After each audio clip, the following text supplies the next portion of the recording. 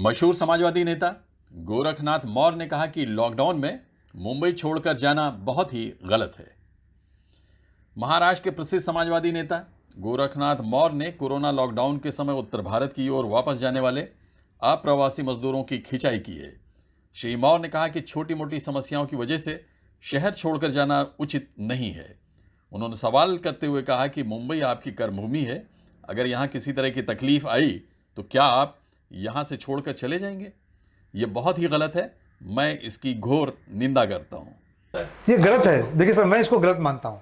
अगर लॉकडाउन हुआ है तो अगर आपको इस मिट्टी से प्रेम है, आप यहाँ से रोजी रोटी से जुड़े हैं, तो आपको सर ये आपको जल्दी से भाग नहीं जाना चाहिए। छोटा दिक्कत आप तो भाग जाते हैं, तो आदमी पे कैसे आपसे ट्रस्ट विश्वास करेगा कि आप यहाँ की मिट्टी के होकर रहे कि नहीं। जो आदमी एक अपनी कहावत कहेगी, जो जहाँ पे 12 साल रह जाता है वो वहाँ का मिट्टी का हो जाता है, वहाँ का भूमिपुत्र हो जाता है। और यहाँ आप 50-50 साल रहते हैं, कोई 100 साल 150 साल, और थोड़ा सा दिक्कत तो भाग जाते हैं गाँव में। ये तो कोई अच्छा काम नहीं है। कोई आपका इमरजेंसी काम हो तो जाइए, लॉकडाउन के लिए मत जाइए। शादी विवाह में आप भले चल जाइए, खेती कटाई में चले जाइए, लेकिन हर जो भी दिक्कत आप भाग जाए, ये अच्छा सब नहीं, मुझे नहीं लगता है। मैं तो इसका विरोधी हूँ। आपको इसके संघर्ष करना चाहिए और यहाँ से मिट्टी से जुड़ना चाहिए। यहाँ से कंस्ट्रक्शन वर्कर हो, चाहे भाजी पाला वाला वर्कर हो, तो टैक्सी ड्राइवर हो, या छोटी मोटी नौकरी वॉचमैन वगैरह काम करते हैं, आप छोड़ के भाग जाएंगे, फिर आपको कैसे कोई विश्वास करेगा।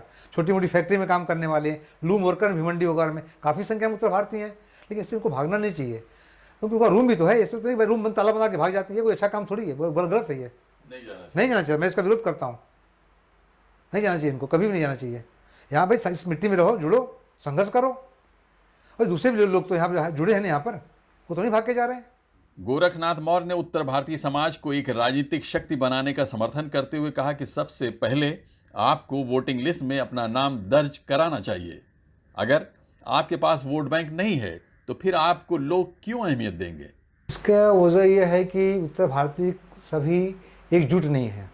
ये हर पार्टी में अलग अलग डिवाइड है। कुछ संख्या कांग्रेस में है, तो कुछ जो है कि बीजेपी में है, कुछ समाजवादी के साथ थे, और तो दूसरी किसी पार्टी में तो नहीं दिख रहे हैं। दूसरी पार्टी इनको कोई पूछती भी नहीं है। और इसीलिए जो जब तक एकजुट नहीं होंगे, अपने अधिकार के लिए एकजुट नहीं होंगे, तब तक कोई पार्टी इनको पूछेगी नहीं। संख्या तो बहुत ज़्यादा है, और संख्या तो ज़्यादा है, लेकिन वोटर इतने ज़्यादा नहीं है, क्योंकि इनके पास अस्थायी रूम नहीं है ना, अस्थायी रहने की जगह नहीं है। जब अस्थायी रहने की जगह नहीं है तो इनका वोट उतना नहीं है। टेम्पोररी आते हैं, रूम 1 साल 2 साल के लिए भाड़े पर लेते हैं, रहते हैं, वोटर तो बन नहीं पाते, फिर चले जाते हैं। तो आपको प्रतिशत तब मिलेगा जब आप ज़्यादा वोटर होंगे, जब आपको वोट देने का ज़्यादा अधिकार होगा, आपका जोट ज़्यादा होगा, तब आपको लिया जाएगा, ज़्यादा आगे बढ़ाएंगे। वोट तो उतना आपका है नहीं। जो लोग पहले से स्थानीय थे, जिनका खुद का रूम हो, जिनका खुद का फ्लैट है, वो तो वोटर हैं, उनको तो उस हिसाब से हैं। लेकिन आज भी देखिए, जो मुंबई पे फुटपाथ पे काम करने वाले हैं, जो कस्टम वर्कर में काम करने वाले हैं, जो कारपेंटरी में काम करने वाले लोग हैं, तो टेम्प्रोरी हैं, 6 महीना 1 साल काम करते हैं, फिर गांव चले जाते हैं, वोट तो उनका बनता नहीं। उन्होंने कहा कि मुंबई में रहने वाले उत्तर भारतीय अलग अलग पार्टियों में बटे हुए हैं, इसलिए ये राजनीतिक ताकत बनकर नहीं उभर पा रहे हैं। श्री मौर्य ने जनहित पार्टी के नेता क्लिफर्ड मार्टिस को याद करते हुए कहा कि उन्होंने उत्तर भारतीयों को एक साथ लाने की कोशिश की थी, वो थोड़ा बहुत सफल भी हुए थे।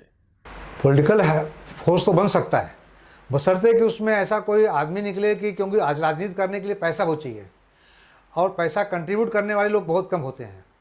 पार्टी चलाना आसान काम नहीं है। पार्टी बनाना आसान है, लेकिन पार्टी चलाना आसान नहीं है।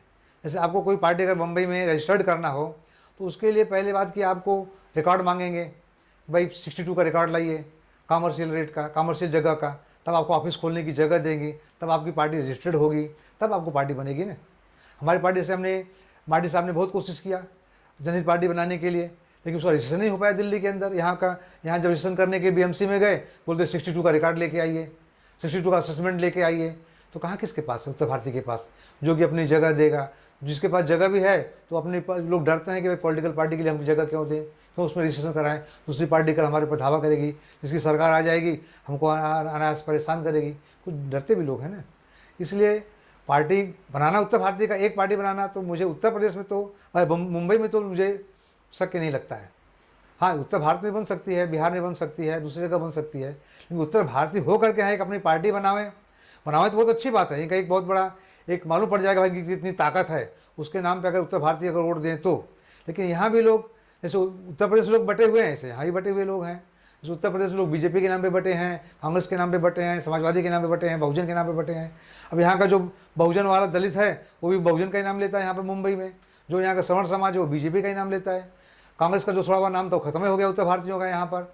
समाजवादी जो है वहाँ के हिंदू मुसलमान जो यादव समाज है, मुसलमान समाज वो समाजवादी के नाम लेता है यहाँ पर। जहाँ थोड़ी बहुत ताकत है या तो भाई कोई कांग्रेस का अच्छा लीडर होगा तो उसके साथ चले जाते हैं मुसलमान तबका, या तो फिर कांग्रेस के साथ चले जाते हैं। तो स्थिति यह है कि उत्तर भारतीय लीडर अकेला होकर के कोई यहाँ पर चला नहीं पाएगा। गोरखनाथ मौर्य का कहना है कि महाराष्ट्र में अगर उत्तर भारतीय समाज के हितों को लेकर कोई राजनीतिक दल ईमानदारी से बनाया जाए तो उस पार्टी से यहाँ के लोग जुड़ना पसंद करेंगे। Abid Naqvi, press 9 news, Mumbai.